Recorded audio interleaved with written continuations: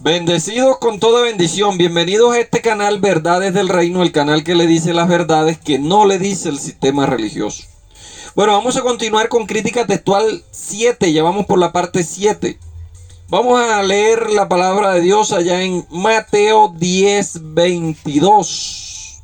Dice así Mateo 10:22. Y seréis aborrecidos de todos por causa de mi nombre, mas el que persevere hasta el fin, este será salvo. Una vez más, a este pasaje, como a todos los pasajes de la Escritura, tenemos que hacerle una exégesis y aplicarle las 5 reglas de interpretación hermenéutica. ¿Cuáles son las 5 reglas de interpretación hermenéutica? ¿Quién lo dijo? ¿A quién se lo dijo? ¿Cuándo lo dijo? ¿Dónde lo dijo? ¿Y por qué lo dijo? Entonces Jesús le estaba diciendo esto a los 12, a la gente que había allí, que vivía en esa generación. El sistema religioso ha dicho que eso es para nosotros, que eso Él nos lo dijo a nosotros, pero si nosotros no estábamos ahí cuando eso. Así que de eso se trata.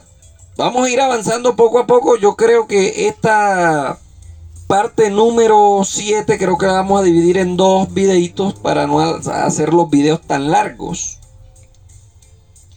Mateo 24:13 también está hablando de eso. Mateo 24:13 dice: y por haberse multiplicado la maldad, el amor de muchos se enfriará, mas el que persevere hasta el fin, este será salvo. Entonces nosotros tenemos que ir al texto original y ver qué palabra se usó allí para la palabra salvo. ¿Qué palabra se utilizó en el griego? Porque esto fue escrito en griego originalmente. Si para la palabra salvo se utilizó la palabra souso, entonces no se estaba hablando de una salvación espiritual, sino de un libramiento del cuerpo físico. Porque para la palabra salvo existen 2 palabras. Lo que pasa es que cuando nosotros nos tradujeron esto, nos lo tradujeron mal traducido. Entonces cuando nosotros leemos la palabra será salvo, ya nosotros inmediatamente, por la concepción que tenemos en nuestra mente de tantos años de mentira que el sistema religioso nos ha metido, como decía Hitler, repite una mentira 1000 veces hasta que se haga verdad. Entonces a nosotros nos dijeron que cada vez que aparece la palabra salvo, salvación, se está hablando del alma, de una cosa espiritual que nosotros tenemos dentro y que tenemos que salvarla. Eso es lo que nos han hecho creer. Pero si usted va a los textos originales griegos, se utilizó la palabra souso y la palabra soteria para referirse a la salvación.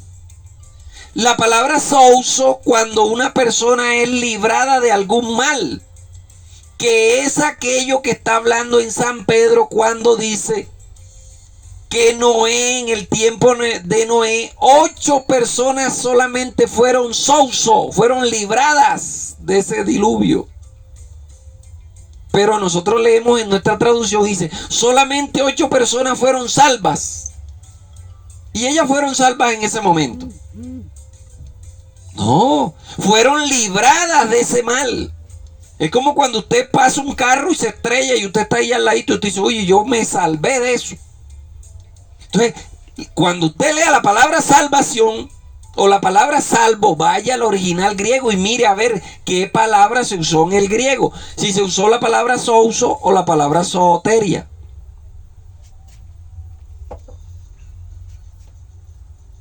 Entonces aquí le está diciendo a ellos que huyan a los montes y perseveren allá hasta que los romanos quemaran a Jerusalén y saquearan y violaran y hicieran todo. Y el que perseverara allá en la cueva, en los montes, hasta el fin de esa masacre, iba a ser salvo. ¿Salvo de qué? De esa masacre que los romanos iban a hacer en Jerusalén. Eso es lo que está hablando ahí. Pero el sistema religioso nos ha dicho que eso era para nosotros. Entonces, la salvación no sería por gracia.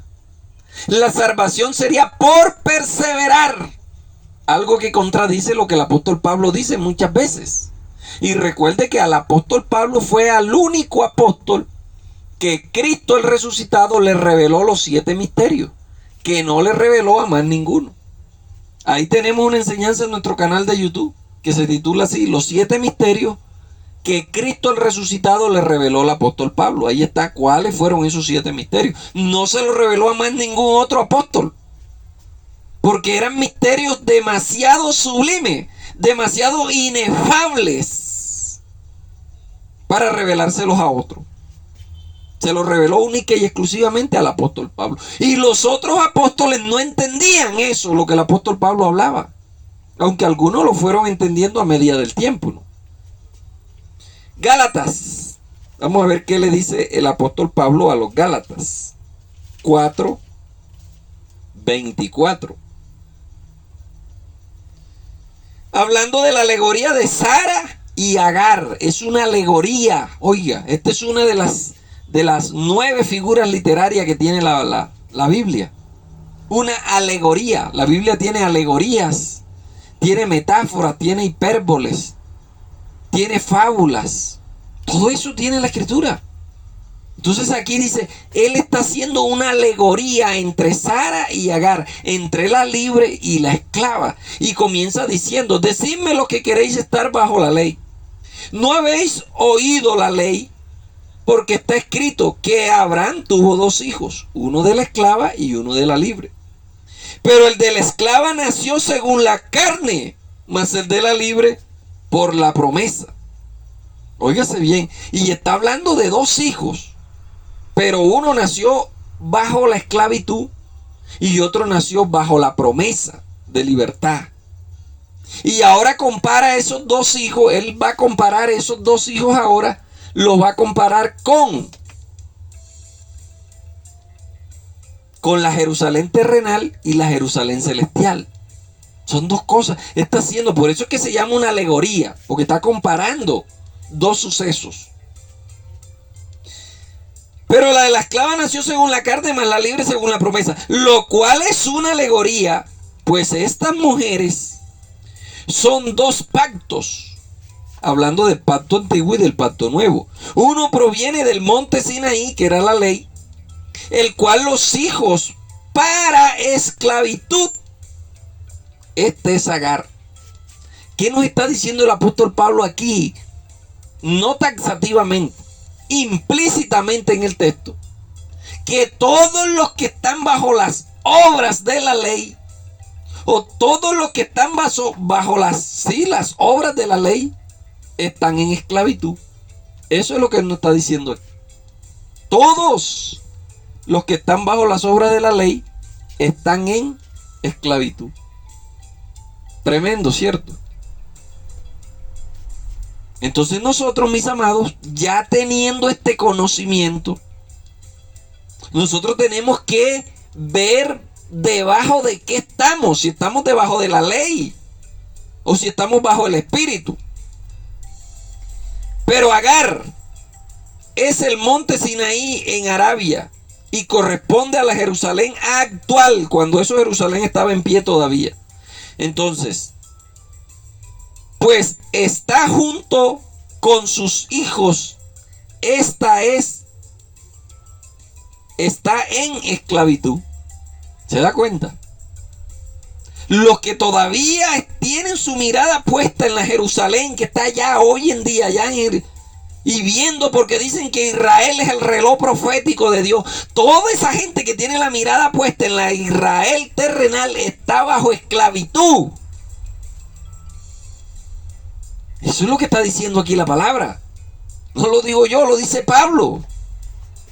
Es hora de salir de esa esclavitud. Deje de andar diciendo que Israel es el reloj profético. No hay ningún reloj profético. Por ahí tenemos una enseñanza también en el canal de YouTube titulada El reloj sin pilas de Israel. Israel es un reloj sin pila. Cuando Cristo murió en la cruz del Calvario, le quitó la pila a ese reloj y ese reloj quedó paralizado para siempre.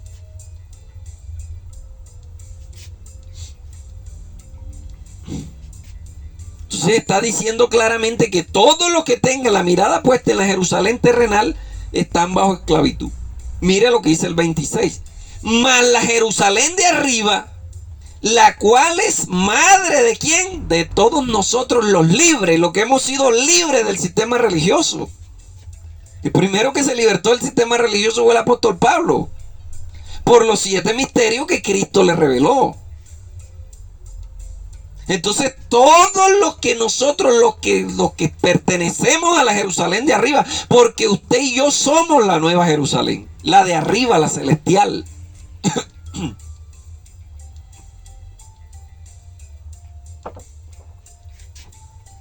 Nosotros no tenemos la mirada puesta en la Jerusalén terrenal. ¿Para qué? La Jerusalén terrenal ya tuvo su cumplimiento, tuvo su gloria y listo. Pero el mismo apóstol Pablo dice, si aquel pacto, que era un pacto de muerte, tuvo gloria, ¿cuánto más no tendrá gloria el pacto de nosotros, que es un pacto del Espíritu? Pero el sistema religioso parece que no le gusta el espíritu, le gusta andar en la carne. Son hombres sensuales que se dejan guiar por los sentidos, por lo que ven, por lo que huelen, por lo que prueban, por lo que oyen, por lo que tocan, por lo que palpan. Son sensuales, se dejan guiar por los sentidos. Y eso es lo que les fascina a ellos. Por eso usted los ve echando aceite, los ve ungiendo, los ve haciendo todo ese poco de payasadas, porque son unas payasadas lo que hacen. Jesucristo nunca mandó a hacer eso. En ningún lado él mandó a hacer eso. Inventó del sistema religioso para tener a la gente cautiva. Porque a la gente le gusta que lo toquen, que le impongan mano, a la gente le gusta eso. Un intermediario. El mismo apóstol dice que no hay ningún intermediario entre Dios y los hombres. El único intermediario es Jesucristo, hombre, más nada. Y Él vive en ti y Él vive en mí. Tú no tienes que ir donde un pastor para que intermedie por ti con nada. Tú tienes una puerta, un acceso directo al lugar santísimo. El apóstol Pablo lo dijo en Hebreo, que Cristo con su muerte nos abrió un camino vivo y nuevo a través del velo que es su carne, para que nos acerquemos pues confiadamente al trono de la gracia. Acérquese con confianza, en su casa, en su trabajo, en donde esté. Uno no tiene que buscar ningún intermediario. Ni siquiera yo soy intermediario. Yo aquí lo que le estoy es señalando un camino. Mira, allá está el camino, anda por él. Ya, más nada.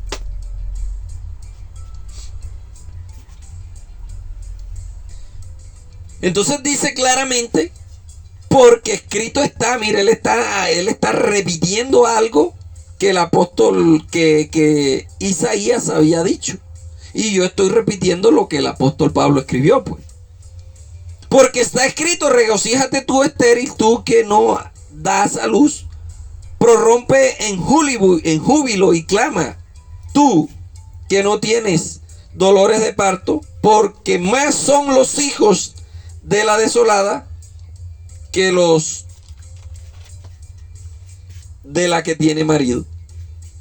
Entonces se está viendo esa analogía que el apóstol hace.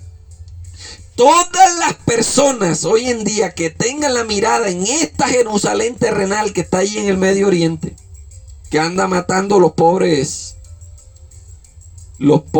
palestinos, todo el que tenga la mirada puesta en esa Jerusalén terrenal está bajo esclavitud. Está bajo esclavitud. Y los líderes del sistema religioso saben eso, y eso les ha generado ganancias. No es que ellos se van para allá, para Jerusalén, y firman videos allá y hacen, y bueno, mejor dicho. Pero están bajo esclavitud. Eso es lo que dice la palabra. Nosotros también éramos esclavos de todos estos rudimentos. Nosotros éramos esclavos de la Santa Cena, del ayuno, de la vigilia, de los votos, del diezmo, de la campaña, de los retiros, de las convenciones. Bueno, mejor dicho, éramos esclavos de ese sistema, porque todo ese sistema viene de allá, de la Jerusalén terrenal. Pero hoy en día, gracias a Dios, nos hemos liberado de ese sistema religioso. Y hoy en día, gracias a Dios, nosotros podemos predicar y decir estas verdades que el sistema religioso no les dice. Puede ser que no las dicen porque no las saben, o puede ser que no las dicen porque no les conviene. Se les cae el negocio, socio. Así que ya nosotros nos hemos liberado de eso. Entonces, el sistema religioso dice, cuando Pablo dice allá en Apocalipsis, dice, yo estaba en el Espíritu en el día del Señor. Ellos dicen, el día del Señor era...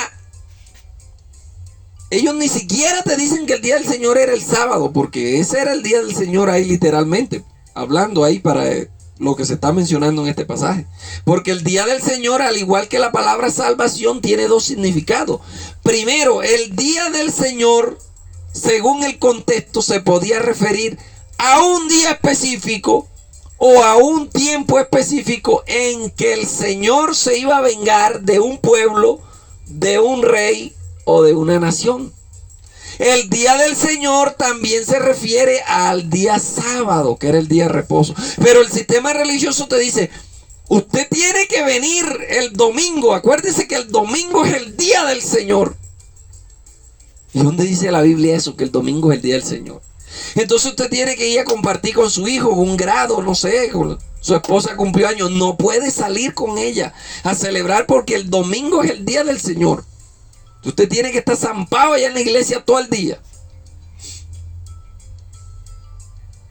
¿Cómo ha tergiversado la palabra de Dios? ¿Cómo han engañado a tanta gente durante tanto tiempo el sistema religioso? Pero se les está cayendo la máscara poco a poco. Gracias a Dios por estos medios de comunicaciones que muchos bendecidos a nivel mundial estamos proclamando estas verdades del reino.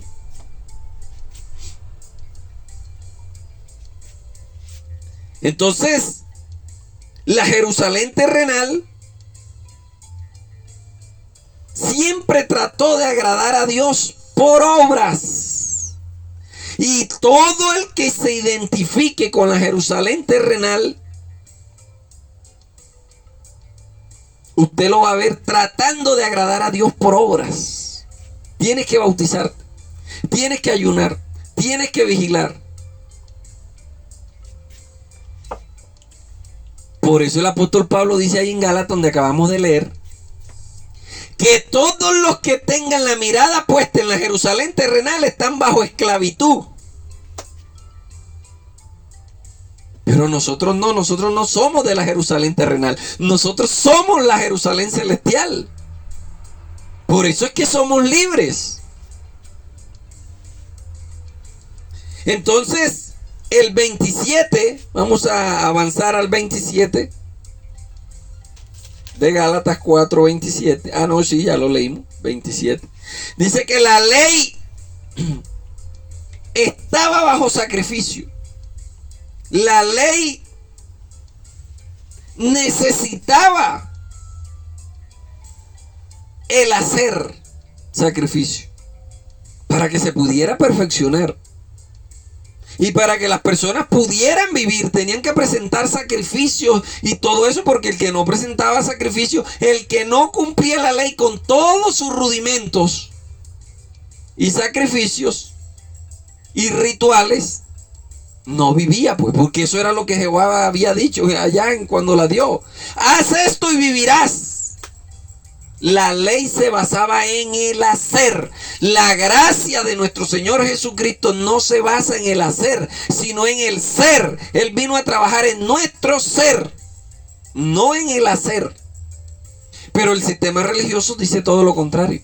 Tienes que hacer, tienes que hacer, tienes que hacer esto, tienes que hacer lo otro. Usted no tiene que hacer nada. Ya Cristo hizo todo. Usted lo que tiene es que dedicar su ser, que es su esencia, a conectarse con lo divino, más nada. El que se une a Cristo, un espíritu es con él ya. Únase a Cristo, listo. Deje de andar haciendo. La ley del espíritu no se basa en el hacer, sino en el ser.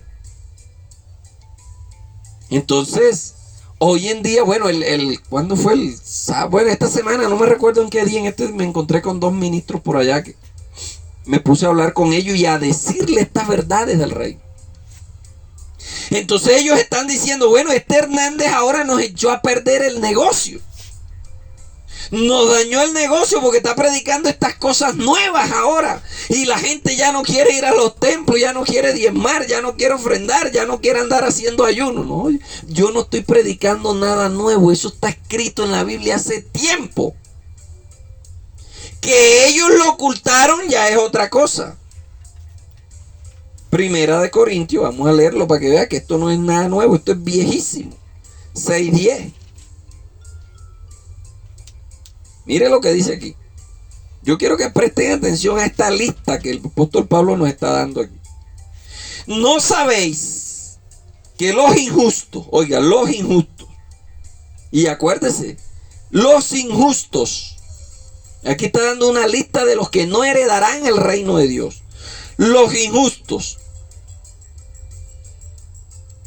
ni los fornicarios, ni los idólatras, ni los adúlteros, ni los afeminados, ni los que se echan con varón, ni los ladrones, oiga, tenga esas dos palabritas ahí, injustos y ladrones, ni los ávaros, 3 palabras, injustos, ladrones y ávaros, ni los borrachos, ni los maldicientes, ni los estafadores, 4 palabras, estafadores, heredarán el reino de Dios.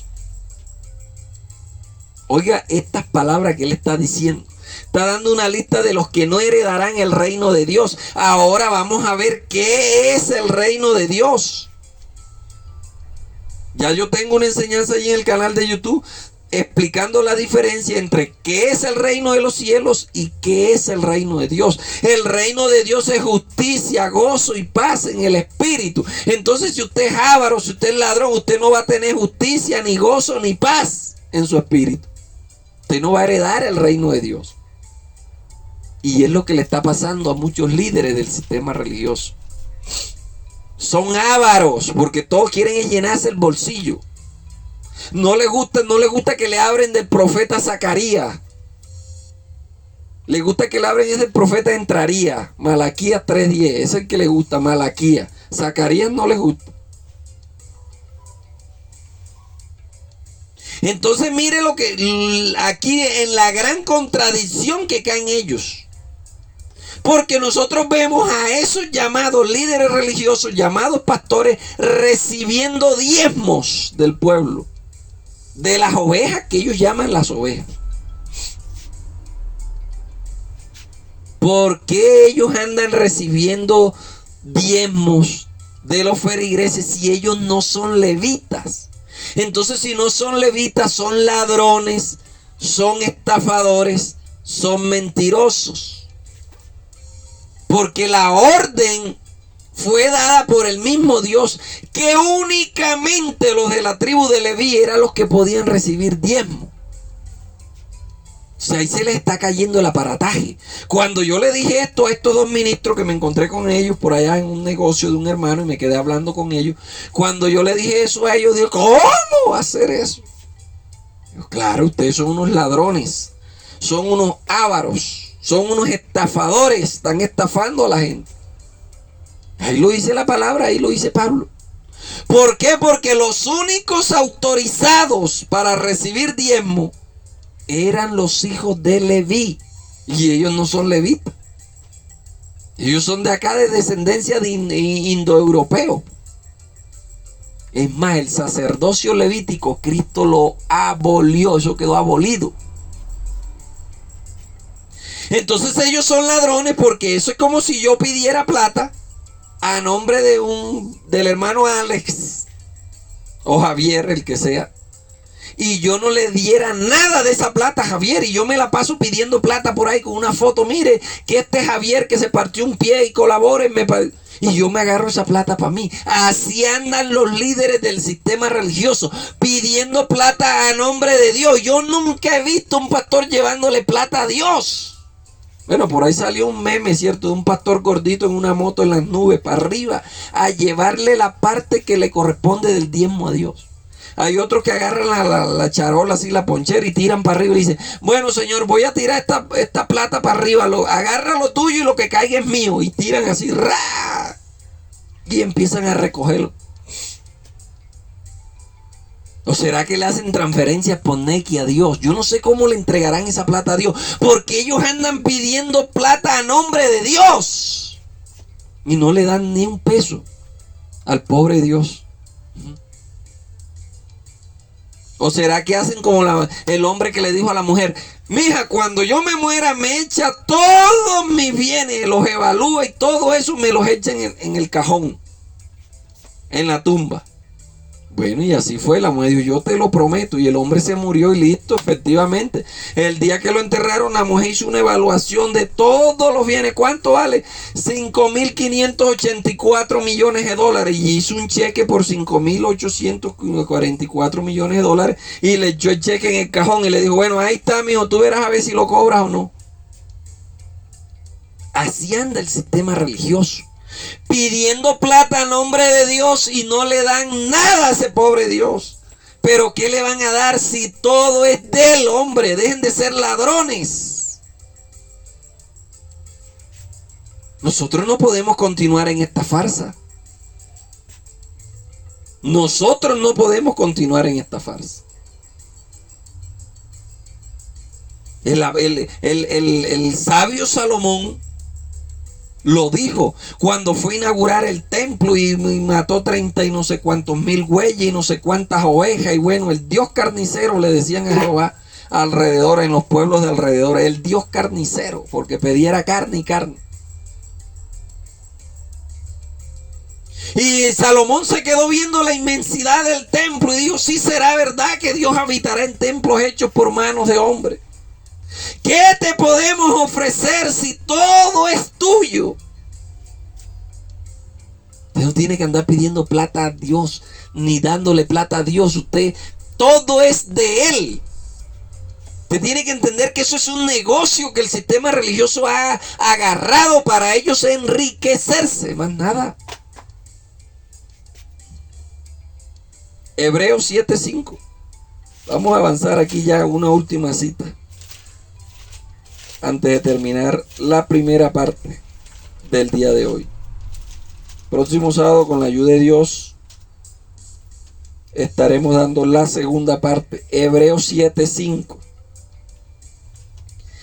Ciertamente, aquí en la tierra, entre los hijos de los hombres, reciben el sacerdocio y tienen mandamiento de tomar del pueblo los diezmos, únicamente los pertenecientes a la tribu de Leví. Cuando yo le leí este versículo, el pastor se echó para atrás. No, pero es que nosotros somos sacerdotes espirituales. Y ellos no eran sacerdotes espirituales entonces. Ellos eran sacerdotes materiales. O sea, los que estaban equivocados eran ellos. Como ellos no eran sacerdotes espirituales, ellos eran los que estaban robando al pueblo, recibiéndole diezmo. Estos de ahora no, porque ellos son sacerdotes espirituales. Ellos sí están bien. Los que estaban mal eran estos. Yo le dije: usted está bajo maldición. Ustedes dos, porque eran dos pastores que estaban ahí, 2 minutos. Ustedes dos están bajo maldición, los dos, porque ustedes dos están recibiendo diezmo sin ser de la tribu de Leví. Están bajo maldición. Arrepiéntanse, les dije yo. en forma de chanza, pero se los dije, hermano. Es que ellos no soportan esta palabra del reino. ¿Sabes qué me dijo uno de ellos? Le dijo al otro: vámonos. Yo aquí ya he escuchado demasiada blasfemia junta. Y jaló al otro y se lo llevó. Entonces, según la ley, los únicos que estaban autorizados para recibir diezmo del pueblo eran los levitas, más nadie. Así que vamos a dejar hasta aquí. Ya van casi 30 minutos. Y el próximo sábado continuamos con esta reflexión sobre la crítica textual y todo este invento y toda esta laraca que ha hecho el sistema religioso para sacarle dinero a la gente. Mire, el sistema religioso, yo conocí una organización grandísima aquí en Colombia que casi se va a la quiebra en pandemia. Quedó debiendo, creo que como 21.000 millones de pesos. Pero en pandemia muchos bendecidos despertaron de ese engaño. Así que aquí estamos para decirle las verdades que no le dice el sistema religioso.